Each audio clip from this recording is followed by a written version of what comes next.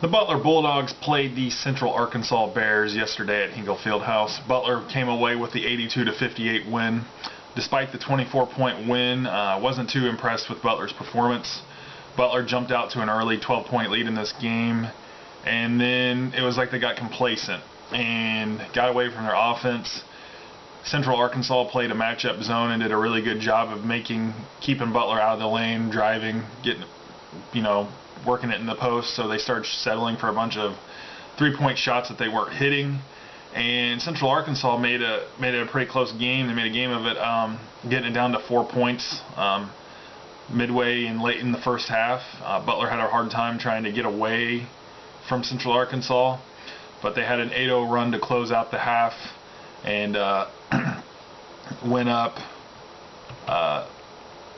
12 at halftime, 40-28.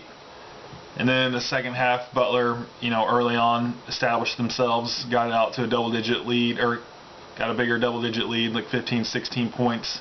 Central Arkansas was able to get it down to 9 at one point, 8 or 9, but Butler pulled away in the end. Started wearing them down. Central Arkansas started making a lot of mistakes, and that's that. Butler didn't shoot the ball very well in the first half. Second half, they shot a lot better. The matchup zone started to fail a little bit when Keelan Martin and some guys were able to start to knock down those wide open three-point shots that they had. Butler out-rebounded them. Butler took care of the basketball as well. 8 turnovers compared to Central Arkansas 16. And Butler finished the game shooting 49%, 49.2% to be exact, while Central Arkansas was 42.9%. Three-pointers, Butler was 31.4%. They started off in the first half, the first half red hot from the three-point line, but really cooled off, going 11 of 35 for the game. So this game was about what I expected, a 20-plus point win for Butler. The energy didn't seem to be there much in this game. The intensity, they were really struggling to build up a big lead against a pretty bad team. But that kind of happens. I'm just glad we were playing them and not anybody else. That's what happens after you've won a tournament in which you beat a top 10 ranked team and then moved on to play at a really good home court that Utah has and end up pulling out that win. So the success might have gotten to their heads a little bit, along with that number 18 ranking. Ranking's probably going to go up now. And there are no easy games left on Butler's schedule. I'm looking at it. They got to go at Indiana State on Wednesday.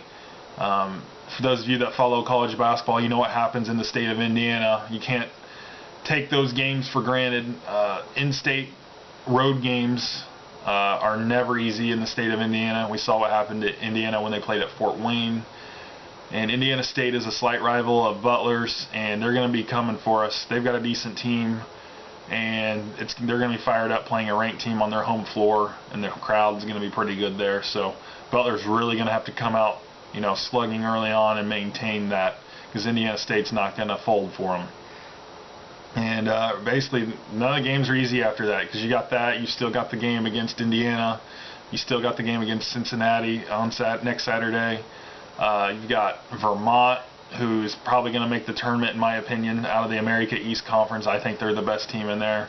So we follow them up 2 days after playing Indiana, and there are no easy games, and everything after that's a Big East schedule. So nothing easy whatsoever. So Butler's really going to have to bring the energy and the intensity every game from here on out, or they're going to be losing quite a few. So anyway, once again, Butler wins 82-58 over the Central Arkansas Bears, and they improved to 8-0 on the season. Thanks for watching, guys, and have a good one.